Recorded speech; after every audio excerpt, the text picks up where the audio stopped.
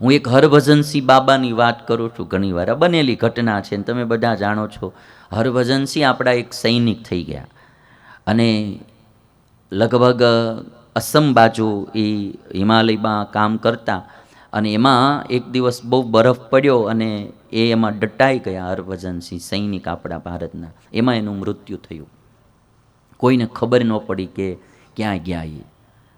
છઠ્ઠે દિવસે એણે એના એક મિત્રને, સૈનિકને સ્વપ્નમાં આવીને કીધું કે આ જગ્યાએ હું બરફ નીચે દટાઈ ગયો છું અને મારું આ રીતે મૃત્યુ થયું છે, તો તમે મને એમાંથી ઉગારો.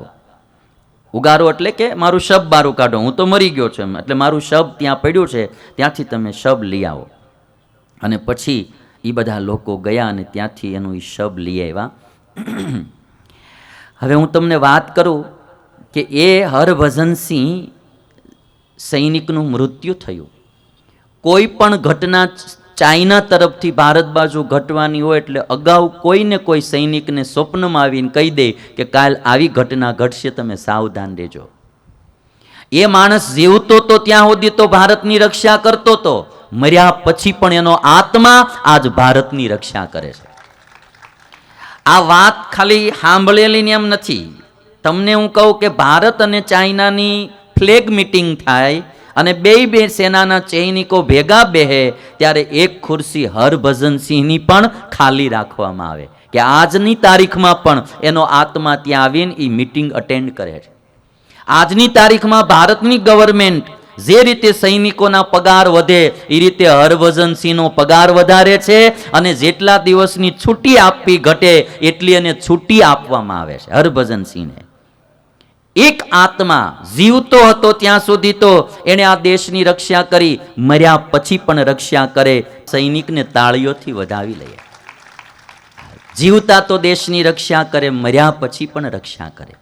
અને એટલા માટે આજ મને બહુ આનંદ થાય છે કે આજ અમારા ભારત દેશની યુવા પેઢી, આજ એક ઇતિહાસ બન્યો છે કે ભારત દેશ સ્વતંત્ર થયો ત્યાર પછી સૌથી વધારે વોટિંગ થયું હોય તો આ વખતના ઇલેક્શનમાં વોટિંગ થયું.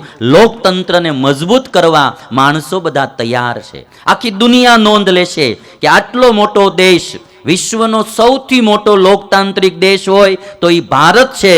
અને ભારતમાં લોકોને આટલી લોકતંત્રમાં શ્રદ્ધા છે કે કાળા તડકામાં લાઈનમાં ઊભા રહી વોટિંગ કરે કે અમારા દેશના નેતા હારા આવે અને અમારો દેશ આગળ વધે.